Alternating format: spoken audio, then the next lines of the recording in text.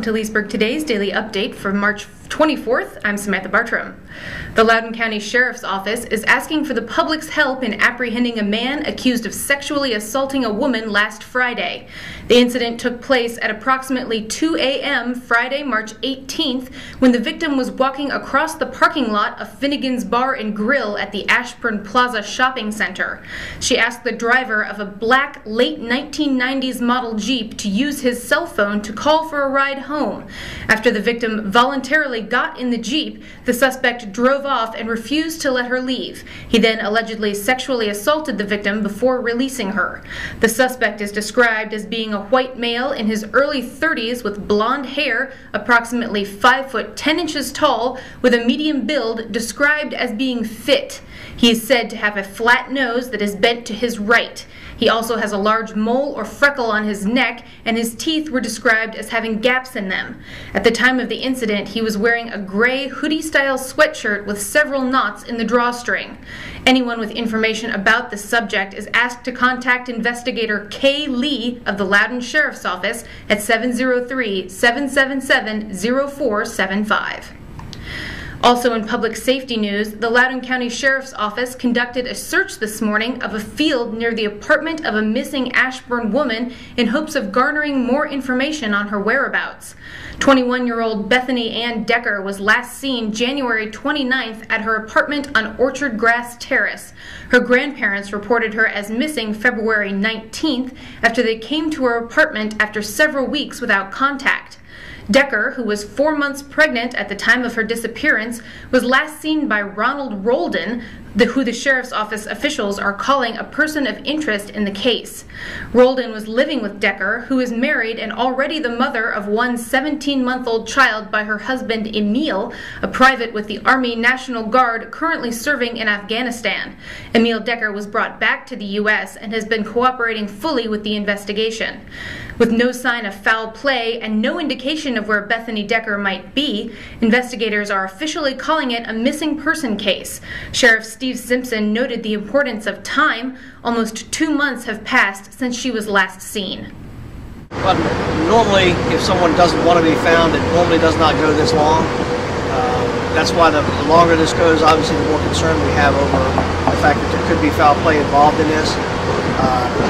The fact that there's been no contact with friends, no phone usage, no bank usage, those kinds of things just seems to have disappeared. And that's not typical. Normally at some point someone will reach out to family or friends or someone will let them know they're okay, especially after it gets a lot of attention maybe from the media and that type of thing. So obviously the longer this goes, the more concerned we are obviously about foul play.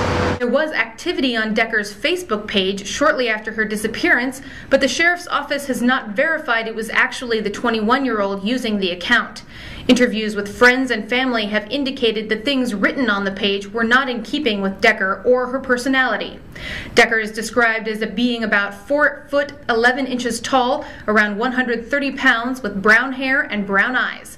Anyone who has any information about Decker, her whereabouts, or the case is asked to contact investigator Mac Haley at 703-777-0475. Anyone wishing to remain anonymous may call Loudoun County Crime Solvers at 703-777-1919. Once again, an initiative to move Leesburg's municipal election date from May to November has failed to gain a majority of support from the town council. The matter has been before the council several times in the last few years, never with more than 3 in support of the change. This week, only council members Katie Hamler, Tom Dunn, and Ken Reed supported the change to November of even-numbered years. Dunn and Reed have been longtime proponents of the change, while others on the council, including Hamler, have voiced support for moving elections to November of odd-numbered years, so town elections would not be overshadowed by federal, state, or other local races. Still, the majority of the council members said they feel the change could have unintended consequences, including uninformed voting, more undervotes, increased partisanship in what are supposed to be nonpartisan races, and a lack of focus on town issues.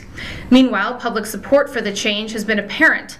Public input sessions, emails, and other outreach to the council have shown that many in town think the change makes sense and should be done. The matter will presumably be resolved this fall when it's put to a referendum vote during November elections. Finally, the deadline to apply for grants through the Virginia Commission for the Arts is fast approaching. Those who wish to apply for local government challenge grants, artist in residency grants, or the 2012-2013 Performing Artist Tour Directory must have their applications in no later than 5 p.m. April 1st.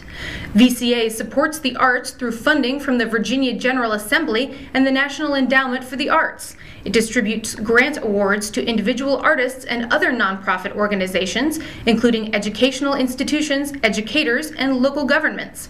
Those who meet VCA's eligibility requirements are welcome and encouraged to apply.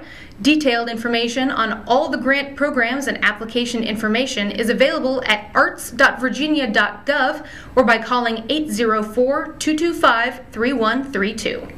For more on these and other stories around our community, visit us online at leesburgtoday.com.